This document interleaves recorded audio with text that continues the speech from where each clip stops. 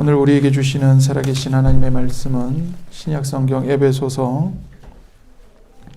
3장 1절부터 7절까지의 말씀입니다. 에베소서 3장 1절부터 7절까지의 말씀입니다. 제가 가지고 있는 성경으로는 신약 312면에 있습니다. 다 찾으신 줄 알고 다 같이 제가 하나님의 말씀을 받들어 읽겠습니다. 이러므로 그리스도 예수의 일로 너희 이방인을 위하여 갇힌 자 된 나 바울이 말하거니와 너희를 위하여 내게 주신 하나님의 그 은혜의 경륜을 너희가 들었을 터이라. 곧 계시로 내게 비밀을 알게 하신 것은 내가 먼저 간단히 기록함과 같으니 그것을 읽으면 내가 그리스도의 비밀을 깨달은 것을 너희가 알 수 있으리라. 이제 그의 거룩한 사도들과 선지자들에게 성령으로 나타내신 것 같이 다른 세대에서는 사람의 아들들에게 알리지 아니하셨으니 이는 이방인들이 복음으로 말미암아 그리스도 예수 안에서 함께 상속자가 되고 함께 지체가 되고 함께 약속에 참여하는 자가 됨이라. 이 복음을 위하여 그의 능력이 역사하시는 대로 내게 주신 하나님의 은혜의 선물을 따라 내가 일꾼이 되었노라. 아멘. 사도 바울은 자신이 그리스도 예수의 포로, 그리스도 예수의 갇힌 자, 그리스도 예수의 죄수라고 담대하게 고백합니다. 그리고 그렇게 그리스도 예수의 포로가 된 것은 바로 이방인, 교회인 너희들을 위하여 이렇게 내가 갇힌 자가 되었다라고 말하고 있고, 또 하나는 하나님께서 바울에게 은혜의 경륜, 다른 말로 하면 은혜의 직무를 맡기셨기 때문에 사도 바울은 그리스도 예수의 죄수이다, 포로이다 이렇게 고백을 했죠. 자, 이제 3절부터는 사도 바울이 그리스도 예수의 포로가 된 또 다른 이유가 무엇인지를 말하고 있습니다. 그게 뭐냐면 3절과 4절에 곧 계시로 내게 비밀을 알게 하신 것은 내가 먼저 간단히 기록함과 같으니 그것을 읽으면 내가 그리스도의 비밀을 깨달은 것을 너희가 알 수 있으리라 이렇게 말합니다. 그러니까 사도 바울이 왜 그리스도 예수의 죄수가 되었습니까? 하나님으로부터 받은 그리스도의 비밀 때문입니다. 하나님으로부터 계시로 말미암아 받았는데 뭘 받았냐면 그리스도 예수의 비밀을 받았다는 거죠. 그것 때문에 지금 사도 바울은 그리스도 예수의 포로, 죄수가 되었다고 말하고 있는 것입니다. 그렇다면 여러분, 그리스도의 비밀은 뭡니까? 그리스도의 비밀이 뭘까요? 답을 말씀드리면 복음입니다. 복음. 그리스도 예수님의 복음이 바로 그리스도의 비밀이에요. 그런데 왜 비밀이라는 말을 썼을까요? 이 비밀이라는 말이 헬라어로 미스테리온입니다. 이 미스테리온에서 뭐가 나왔냐면 영어 미스테리가 나온 거예요. 미스테리온이라는 헬라어에서 영어 미스테리가 나왔어요. 그래서 미스테리온은 비밀이라는 뜻도 있고 신비라는 뜻도 있습니다. 그러니까 비밀과 신비, 그렇게 두 가지 뜻을 갖고 있어요. 그래서 우리가 성경을 읽을 때 비밀이라고 읽어도 되고 그리스도의 신비라고 읽어도 됩니다. 그런데 사도 바울은 지금 그리스도의 비밀 혹은 신비라고 얘기를 하고 있어요. 왜 그렇게 얘기하냐면 이것이 믿지 않는 사람들에게는 감춰진 하나님의 지혜이기 때문에 그렇습니다. 그러니까 예수님을 믿지 않는 사람들에게는 예수님의 십자가의 도가 하나님의 지혜로 들리는 게 아니라 뭘로 들려요?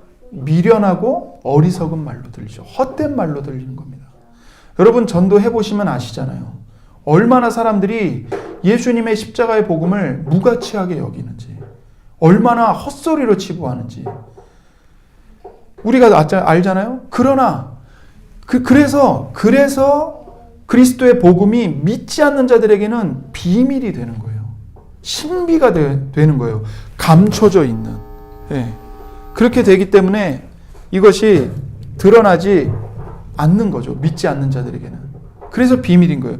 하지만 믿는 자들에게는, 그리스도 안에 거하는 신자들에게는 더 이상 비밀이 아니에요.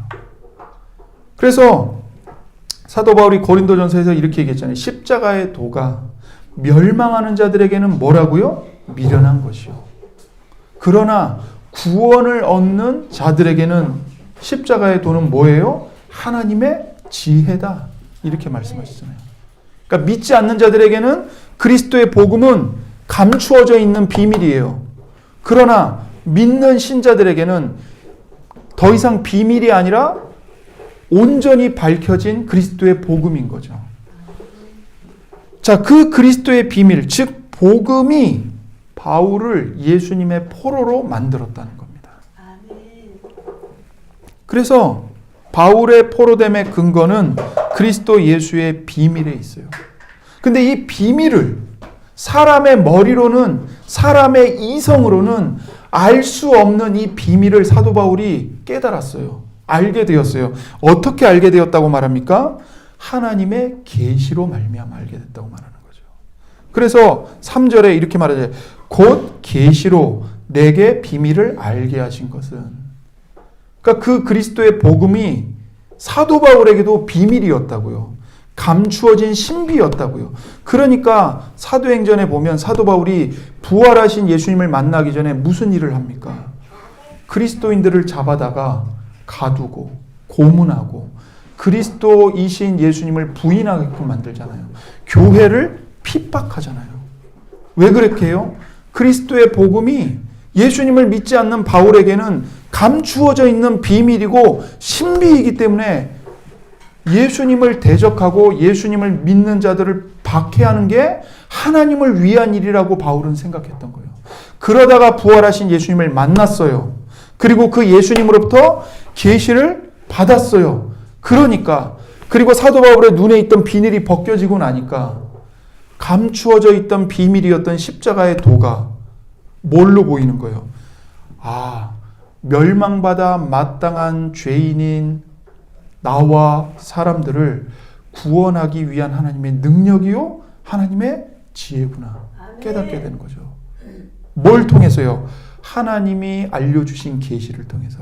그래서 여러분, 계시라는 말은 뭐냐면 이 베일에 쌓여 있던 것을, 그 베일을 벗겨서 뭐가 있는지를 명확하게 보여주는 것을 뜻하는 거예요. 그 계시로 사도 바울에게 예수님의 복음이 무엇인지를 보여주셨다는 거죠.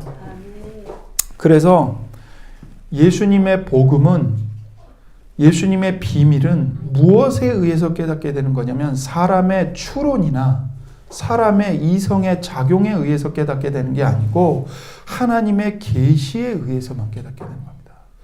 사도 바울의 눈에 있던 비늘을 하나님이 벗기시자 사도 바울이 밝은 눈으로 그리스도의 십자가의 도를 명확하게 볼 수 있었던 것처럼 우리 눈앞에 감추어져 있던 베일을 하나님이 벗겨내시고 십자가의 도를 계시로 보여주셔야 우리는 비로소 십자가의 도가 하나님의 지혜라는 걸 밝히 보게 되는 거예요. 그러니까 기독교는 사람이 어설프게 만들어낸 종교가 아니에요. 기독교 외에 세상에 있는 모든 종교, 모든 철학, 진리라고 말하는 모든 사상은 다 타락하고 맹인이 된 인간이 추론하고 허무맹랑한 상상을 해서 만들어낸 것들이죠. 그러나 기독교는 하나님의 분명한 계시에 의해서 주어진 겁니다. 그래서 기독교는 인간이 발명한 종교가 아니에요. 기독교는 하나님에 의해 계시로 주어진 종교인 거예요. 그래서 그 하나님의 분명한 계시로만 메시아의 비밀을 깨닫게 되는 겁니다. 그래서 바울은 그 5절에서 이제 이렇게 얘기해요. 5절을 보세요. 이제 그의 거룩한 사도들과 선지자들에게 성령으로 나타내신 것 같이 다른 세대에서는 사람의 아들들에게 알리지 아니하셨으니, 이렇게 말씀하신 거죠. 그래서 바울이 의미하는 하나님의 계시는 뭐냐면 주님이 세우신 거룩한 선지자들과 사도들에게 성령으로 말미암아 받은 것이라고 얘기를 하는 겁니다. 이것은 구약과 신약이 바로 하나님의 계시의 말씀이라는 걸 밝히고 있는 거예요. 신약만이 아니고 구약도, 혹은 구약만 하나님의 계시가 아니고 구약과 신약 모두가, 성경 전체가 하나님의 계시라는 말입니다. 그래서 구약은 뭘 가르쳐 줍니까? 우리에게 오실 메시아를 가르쳐 주죠. 신약은요, 오신 메시아와 다시 오실 메시아를 가르쳐 줍니다, 우리에게. 그래서 이 믿음의 조상 아브라함이죠. 그 아브라함에게 하나님이 언약을 주셨어요. 그 언약이 뭐냐면 약속의 자녀로 말미암아 모든 믿는 자들에게 하나님의 복이 값없이 주어진다는 거예요. 이게 하나님이 주신 언약이에요.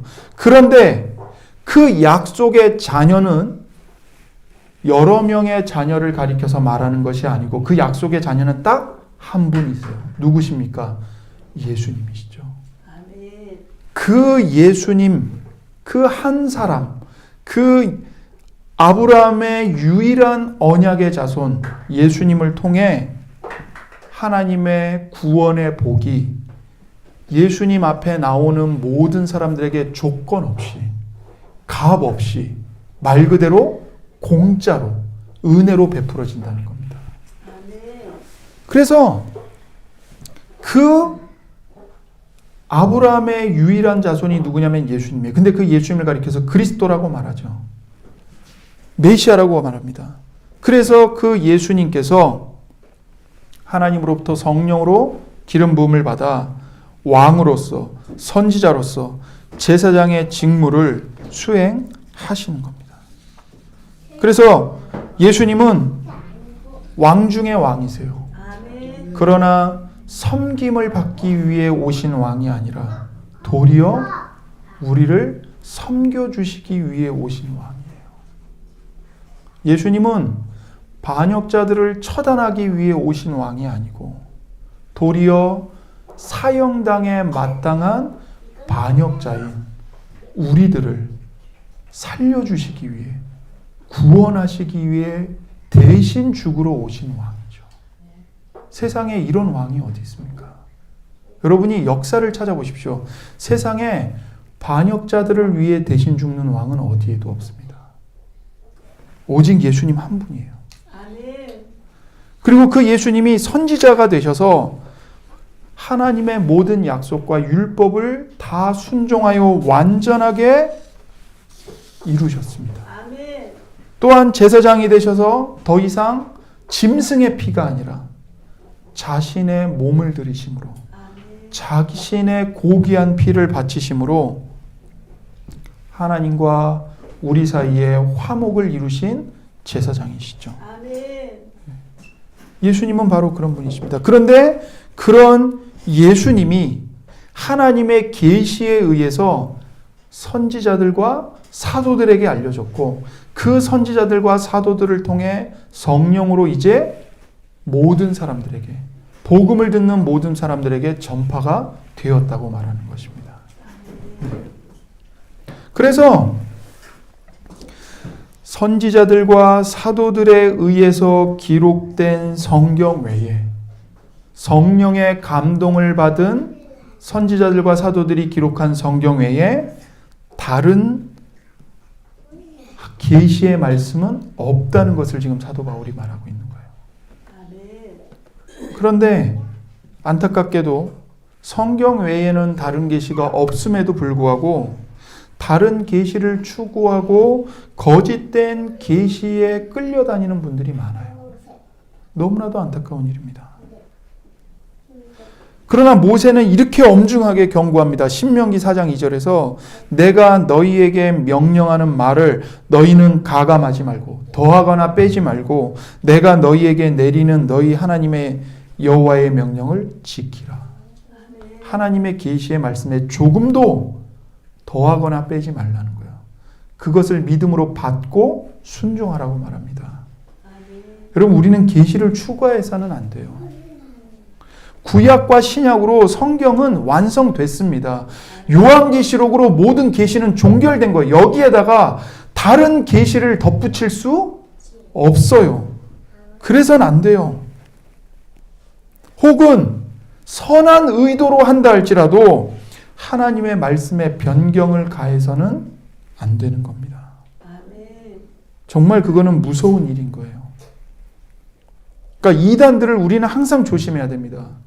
이단들의 가장 크고 분명한 죄는 뭐냐면 성경에 더하거나 빼는 거예요. 자기들의 잘못된 교리를 주장하기 위해서 그들이 성경에서 모든 자기들이 거짓된 주장에 근거되는 구절들을 갖고 와서 막 나열하죠. 그거는 자기들의 입맛에 맞는 구절들만 가져오고 나머지 구절들은 다 빼버린 거예요. 하나님의 계시의 말씀을 왜곡한 것입니다. 훼손한 것입니다. 매우 큰 죄예요. 그러니까 그런 이단들의 주장에 우리가 따라가서는 절대로 안 되는 겁니다. 그래서 하나님의 말씀을 가감하지 않기 위해서 우리는 세 가지를 지켜야 됩니다. 첫 번째, 성경은 오직 몇 권이에요? 66권입니다. 거기서 하나도 빼서는 안 돼요. 또 하나는 성경에 차등을 둬서는 안 돼요. 신약이 구약보다 더 중요하다든지 복음서가 다른 어떤 말씀보다 더 진리를 많이 담고 있다든지 이런 식으로 성경 사이에 차등을 두어서는 안 됩니다. 잘못된 거예요. 요한복음도 예수님의 말씀이고 사사기도 예수님의 말씀입니다. 차별이 없어요, 여러분. 두 번째는 성경 말씀을 해석할 때 내 생각이 아니라 하나님의 의도를 따라 해석을 해야 합니다. 그러니까 문맥을 봐야 되고 성경 전체의 맥락에서 그 구절을 해석해야 돼요. 그것만 딸랑 똑 떼가지고 내 입맛에 맞게 내가 원하는 대로 해석해서는 안 되는 거죠. 그래서 성경을 해석할 때는 항상 누가 드러나야 되냐면 하나님의 거룩하신 성품과 하나님의 뜻이 드러나야 됩니다. 하나님의 거룩하신 성품, 하나님의 거룩하신 뜻, 그리고 하나님의 그 예수 그리스도 안에서 이루시는 십자가의 구원, 이런 것들이 드러나지 않는 성경에서는 다 무가치한 거예요. 다 무가치한 겁니다. 진짜예요. 여러분이 혹시라도 주석을 보실 때 쓸데없는 주석들이 많아요. 예수님 얘기는 한 번도 안 하면서 그 당시에 무슨 역사적인 지리가 어떻고 뭐가 어떻고 다 쓸데없는 겁니다. 물론 당시의 역사적인 배경은 중요해요. 그러나 그것은 기본일 뿐이에요. 뭘 말하기 위한 전제 조건입니까? 그 역사적인 배경과 상황 속에서 이 말씀을 주신 하나님의 거룩하신 성품이 뭔가? 하나님이 이루시는 구원이 지금 어떻게 이루어져 가고 있는가? 이걸 드러내야 그런 역사적인 배경들이 의미가 있는 거죠. 그걸 드러내지 않는 신약 메시아이신 예수님을 드러내지 않는 성경 해석은 무가치한 겁니다. 세 번째, 성경 말씀의 의미를 우리의 삶 속에서 실천하고 순종해야 된다는 거예요. 알고도 행하지 않으면 죄입니다. 하나님과 타인을 속이는 거죠. 그러니까 어떤 목사님이 이렇게 말했어요. 성경을 눈과 머리로만 해석할 것이 아니고 손과 발로도 해석해야 된다고 말했어요. 손과 발로 해석해야 된다는 게 무슨 뜻이에요? 그 하나님의 말씀을 실천해야 된다는 겁니다. 그렇게 해서 우리는 하나님의 복음이 변질되는 것을 막아야 합니다. 사도 바울은 갈라디아서에서 뭐라고까지 얘기를 했냐면 하나님의 복음을 그러니까 갈라디아서 1장 8절에 우리가 혹은 하늘로부터 온 천사라도 우리가 너희에게 전한 복음 외에 다른 복음을 전하면 저주를 받을지어다 이렇게 얘기했어요. 우리가 전한 십자가의 도 외에 다른 복음을 전하면 그게 설령 천사라 할지라도 저주를 받는다는 거예요. 심지어 우리가 십자가에 도하는 다른 복음을 너희들에게 혹시 나중에 전한다 할지라도 너희는 그걸 들으면 안 된다. 우리는 저주를 받아 마땅한 것이다. 이렇게 말을 했다고요. 그러니까 예수님의 복음을 왜곡하는 것이 얼마나 무서운 것인지를 사도 바울이 저주를 받는다는 말로 이야기를 한 거죠. 그래서 바울이 이 에베소서를 통해서 전했던 복음의 핵심이 뭐냐면 첫 번째는 아버지 하나님께서 창세전에 우리를 예정하셨다는 겁니다. 믿는 자들을 하나님이 창세전에 선택하셨다는 거예요. 두 번째, 그리스도 안에서 믿는 자들을 거룩하게 흠없게 하려고 하나님이 선택하셨다는 거예요. 세 번째는 이 모든 구원이 오직 성령의 능력과 성령님의 역사로 말미암아 이루어진다는 겁니다. 그래서 이 일은 사람의 능력으로 이루어지는 게 아니고 오직 성령의 역사와 능력으로 이루어지는데 오직 십자가의 복음을 듣고 믿는 그 믿음으로 하나님의 자녀가 된다는 거죠. 이게 복음의 핵심입니다. 그래서 이 복음은 하나님의 뜻이며 하나님의 계획이에요. 또한 하나님의 은혜입니다. 그리고 하나님이 값없이 베풀어 주시는 선물이에요. 사람의 공로로 이루어지는 게 아니라 하나님의 공로로 이루어지는 겁니다. 하나님이 일하셔서 이루어지는 일들이라는 거예요. 그러니까 한마디로 말하면 뭡니까? 전부 다 하나님의 은혜인 거죠. 오직 하나님으로부터 나와서 하나님으로 말미암아 진행되고 다시 하나님께로 돌아가는 겁니다. 여러분과 제가 한 게 아니에요. 그러니까 이 복음에 대해서 하나님의 뜻이 아니라 사람의 뜻이라고 말하거나 하나님의 계획이 아니라 우연히 이루어진 일이라고 말하거나 하나님의 은혜가 아니라 우리가 협력해야 된다고 말하거나 하나님의 선물이 아니라 인간적인 수고와 보상으로 이루어진다고 말하거나 하나님의 공로가 아니라 인간의 공로가 덧붙여져야 된다고 말하는 모든 것은 다 복음을 왜곡하고 변질시키는 겁니다.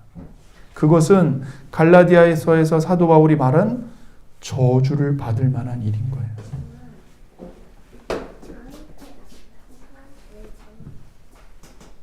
그러니까 하나님의 은혜를 말하면서 인간의 어떤 노력이나 인간의 행위, 인간이 뭔가를 결정해야 된다는 식으로 말을 한다면 그건 다 저주받을 거짓된 복음인 겁니다. 6절을 보십시오. 이제 6절에서는 사도 바울이 이렇게 말합니다. 이는 이방인들이 복음으로 말미암아 그리스도 예수 안에서 함께 상속자가 되고 함께 지체가 되고 함께 약속에 참여하는 자가 됨이라. 6절은 뭘 말하냐면 이 예수님의 십자가의 복음이 그 복음을 믿는 자들에게 가져다 주는 열매가 뭔지를 설명해 주고 있는 거예요. 그래서 이방인들이 그 복음으로 말미암아 그리스도 예수 안에서 함께 상속자가 되는 거예요. 그리고 함께 지체가 돼요. 그리고 함께 약속에 참여하는 자가 되는 겁니다. 오직 뭘 통해서만요? 그리스도 예수의 복음을 통해서만 이루어지는 거예요. 그래서 바울은 하나님의 복음으로 말미암아 이방인들이 그리스도 예수 안에서 믿음의 유대인, 그러니까 예수님을 믿는 유대인들과 더불어서 함께 하나님의 기업을 물려받는 상속자가 되고 함께 지체가 되고 함께 참여하는 자가 된다고 말을 하는 거예요. 그래서 첫 번째는 모든 하나님의 자녀들이 하나님의 동등한 상속자가 된다는 겁니다. 그래서 유대인들은 적자이고 우리와 같은 이방인들은 서자인 것이 아니에요. 그게 아닙니다. 한국인은 하나님의 적자이고 외국인은 하나님의 서자인 것이 아니에요. 유대인과 이방인, 한국인과 외국인 모두가 다 동일한 하나님 나라의 동등한 상속자가 되고 천국의 동일한 특권을 누리는 겁니다. 내가 교회 먼저 들어왔어. 내가 이 교회 개척 멤버야. 내가 얼마나 많은 시간을 이 교회를 위해서 섬겼는데 그 사람이 적자이고 인제 갓 들어와서 신앙 고백한 초신자는 서자이고 그게 아니라고요. 우리는 오직 동일한 예수님의 복음, 예수님의 십자가의 보혈로만 하나님의 자녀가 됐기 때문에 우리 모두가 다 동등한 하나님의 자녀들인 거죠. 두 번째는 유대인이나 이방인이나 할 것 없이 다 하나의 몸에 속한 지체들이 되었다는 겁니다. 우리는 다 예수님의 몸의 지체예요. 그리고 우리가 바로 예수님의 몸이에요. 그래서 지체는요, 몸에 붙어 있을 때만 그 정체성을 확립할 수 있는 거예요. 이상윤 그러면 저의 몸 전체가 이상윤이지 여기서 손을 하나 잘라내가지고 손을 하나 갖다 놓고 이것을 이상윤이라고 부르지 않는다고요. 지체는 그 몸에 붙어서 다른 모든 지체들과 함께 한 몸을 이루고 있을 때 몸인 거예요. 그 지체의 정체성이 분명하게 드러나는 거예요. 서로 연결되어 있어야 온전한 몸의 정체성을 얻을 수 있어요. 그 몸으로부터 분리되어 나와가지고 나는 나 혼자 존재할 수 있어. 그럴 수 있는 지체는 없다고요. 그럴 수 있는 지체는 없어요. 그게 손이 됐든 발이 됐든 몸에서 떨어져 나가면 떨어져 나가는 순간 죽을 수밖에 없고 존재할 수가 없는 거예요. 그거는. 우리가 마찬가지입니다. 그래서 하나님의 모든 자녀들은요, 예수님의 몸으로 함께 연결되어서 어떤 역할을 하냐면 서로가 서로의 존재를 완성시켜주고 있는 겁니다. 내가 하나님의 자녀로 온전히 존재할 수 있는 것은 함께 연합된 지금 바로 내 옆에 있는 지체들 때문에 내가 온전한 지체로 존재할 수 있는 거라고요. 여기서 제가 없어지면 혹은 다른 분이 없어지면 온전한 몸을 이루는가? 그게 아니라고요. 그러니까 여러분은 여러분 자신을 위해서도 존재하지만 다른 지체의 온전함을 위해서도 지금 존재하고 계시는 거예요. 하나님이 그런 유기적인 연합으로 우리를 묶으셨다고요. 그러니 교회에서 나가는 것을 우습게 생각하고 교회에 옮기는 것을 쉽게 생각하고 그럴 수 없다는 겁니다. 우리가 한 몸으로 연결되어 있기 때문인 거예요. 그래서 우리는 서로가 서로를 온전하게 만드는 지체들이기 때문에 함부로 분리되거나 분열해서는 안 됩니다. 예. 교회 안에 다툼이 일어날 수 있어요. 우리가 다 죄인이고 우리가 다 가시나무 같은 존재들인데 어떻게 매일 좋기만 할 수 있겠습니까? 나는 좋은 뜻으로 얘기했는데 듣는 지체는 그것 때문에 마음이 상할 수도 있어요. 그러니까 우리 안에 늘 찌그락짜그락이 있을 수 있습니다. 그러나 그것 때문에 분열되거나 그것 때문에 교회를 떠나거나 그렇게 해서는 안 된다는 거죠. 만약에 강단에서 십자가의 복음이 아닌 거짓된 복음이 선포된다. 그러면 나와야 됩니다. 그거는 고민하실 필요가 없어요. 제가 이상한 소리를 한다거나 여러분을 이상한 길로 이끈다면 고민할 거 없습니다. 떠나셔야 돼요. 그러나 그런 게 아니고 관계 속에서 일어나는 일들이 있잖아요. 그런 것들은 같이 기도하고 같이 참아내고 같이 용납하고 서로가 서로를 용서해주고 용서를 구할 일 있으면 용서를 구하고 그러면서 서로가 서로를 온전하게 다듬는 그런 공동체로 가야 되는 거예요. 기억하십시오. 우리는 구원받은 자들이지만 우리는 용서받은 죄인들이에요. 우리는 구원받은 가시나무들이라고요. 지금 그 가시 하나를 잘라내고 있는 과정이에요. 다듬고 있는 과정이라고요. 그 과정에서 필요한 것은 서로를 용납해주고 오래 참는 겁니다. 근데 그렇게 온전하게 되는 게 서로가 없으면 안 된다니까요. 저 혼자 여기서 교회라고 있다고 생각해 보십시오. 제가 어떻게 연단 받을 수 있겠으며 어떻게 제 인격과 성품이 다듬어질 수 있겠습니까? 그럴 수가 없는 거예요. 여러분을 섬기고 여러분과 같이 생활하면서 저도 깨지고 부서지고 우리가 다 그런 성령의 그 깨어지는 은혜를 받아서 서로가 서로에 의해서 깨어지고 부서지면서 예수님의 인격을 조금씩 점진적으로 닮아가게 되는 겁니다. 그러니까 서로가 없이 교회가 없이 혼자 떨어져 나와가지고 그냥 인터넷으로 예배드리고 내가 좋아하는 목사님들 설교 매일매일 듣고 그런다고 해서 신앙이 건강하게 자라는 게 아니에요. 그거는 머리만 커져요. 정말이에요. 훌륭한 목사님들 인터넷 설교 엄청 많잖아요. 그분들 설교 매일매일 들어보십시오. 들으면서 자기 신앙이 커지는 것처럼 느껴지죠? 아니요. 머리만 커지고 있는 거예요. 교회 가서 그것을 부딪혀 봐야 돼요. 자기가 알고 있는 대로 내가 순종할 수 있는 실력이 없다는 것을 깨닫고 부서져 봐야 돼요.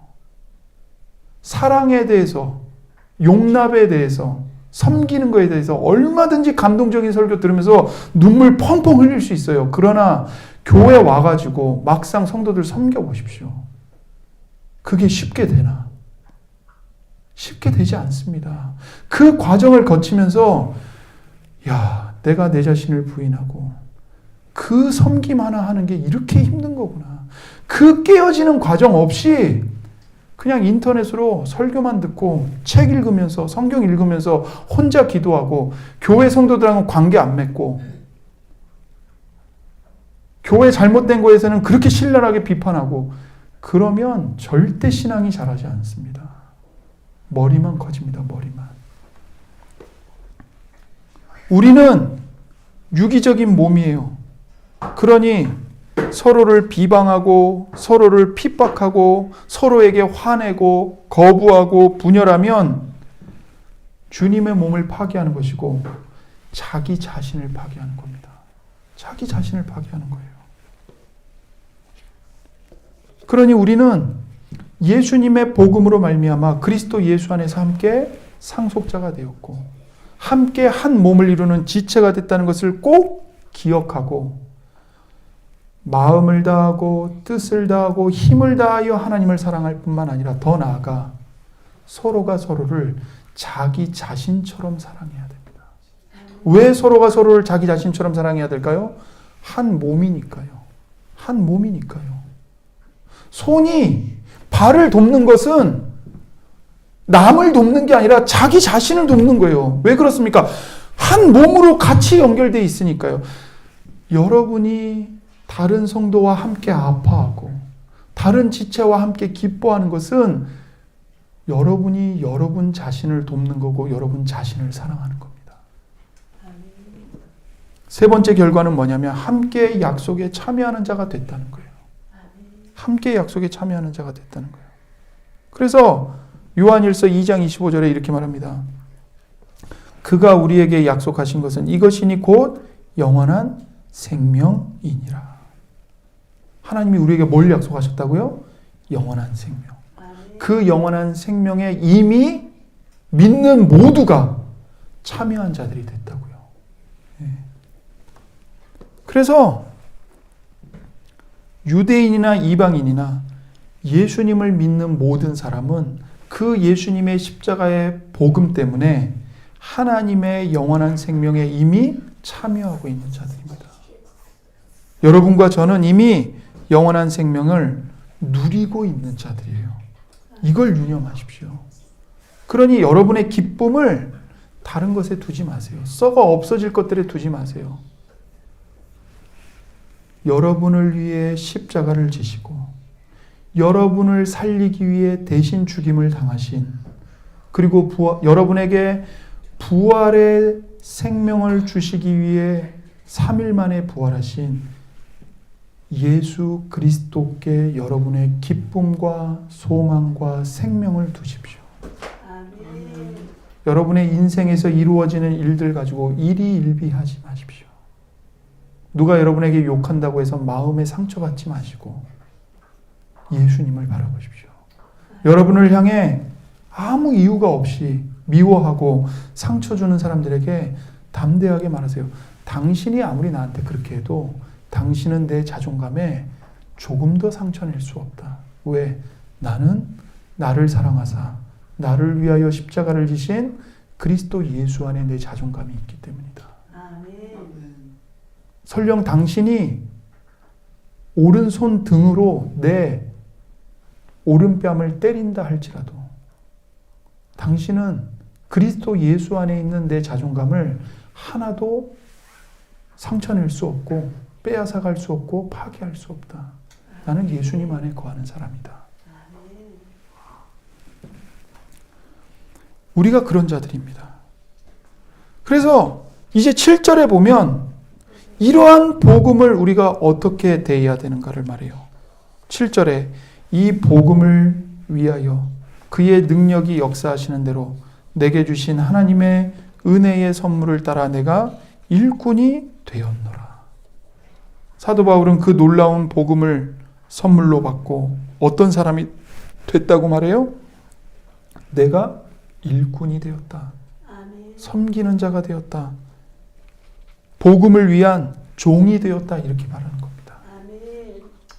여러분, 우리가 이렇게 되어야 됩니다. 사도 바울은 복음을 위해서라면 모든 것을 다 포기해버릴 용의가 있는 사람이었습니다. 아멘.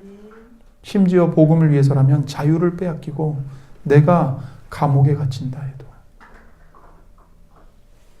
나는 상관없다.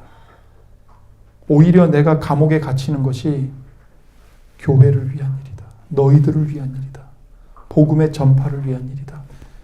이렇게 담대하게 얘기했죠. 여러분, 우리가 정말 십자가의 도를 우리가 온 마음으로 받아들이고 그 복음의 복음됨을, 즉 예수님이 나에게 주신 구원의 은혜가 얼마나 좋은 것인지, 얼마나 기쁜 것인지, 얼마나 아름다운 것인지, 이 세상에 어떤 것보다 비교할 수 없는 정말 참으로 행복한 것이라는 것을 우리가 맛보기 시작하면 하지 말라고 해도 우리는 복음의 일꾼으로 살아가게 됩니다. 아멘. 여러분과 제가 정말 그 십자가의 복음에 매료되잖아요? 그러면 희생하지 말라고 해도 희생해요. 섬기지 말라고 해도 섬기고요. 감옥에 가지 말라고 해도 내가 그리스도의 복음을 위해서 감옥에 갇히는 게 하나님의 뜻이라면 그것을 기쁨으로 감당한다고요. 아멘. 여러분, 기독교 순교사라든지 기독교 역사 속에서 정말 하나님이 크게 쓰셨던 하나님의 사람들의 일기를 읽어보십시오. 데이빗 브레이너드, 그 사람이 미국에서 인디언들을 대상으로 복음을 전했던 사람인데 그가 쓴 일기가 있어요. 그 일기를 읽어보면 그가 얼마나 많은 고난을 당했는지 모릅니다. 외적인 고난만이 아니라 이 심적인 고난까지. 이 사람이 천성적으로 굉장히 그 마음이 약한 사람이었어요. 겁이 많고 걱정이 엄청나게 많은 아주 정말 유약한 사람이었는데, 그런데 이 사람이 또 몸도 약해서 병도 많았어요. 근데도 아무의 도움이 없이 혼자 말 타고 다니면서 그 미국의 서부 광야를 돌아다니면서 인디언 족속들을 찾아가지고 가서 복음을 전하는 거예요. 이분이 25살에 폐병으로 돌아가셨어요. 근데 그가 쓴 일기를 보면 무엇이 그로 하여금 그 모진 고난과 어려움들을 이겨내게 했는가? 단 한 가지, 예수님의 십자가였어요. 그 십자가 복음이었어요. 그 일기 속에 보면 그가 늘 막 기쁨만 충만하고 늘 담대함만 솟구치고 그랬던 게 아니에요. 늘 하나님 앞에서 두려워하고 자신의 죄 때문에 두려워하고 자기의 무능함, 자기의 연약함 때문에 복음이 가로막힐까 봐 두려워. 그러면서 하나님께 부르짖고 그랬던 분이에요.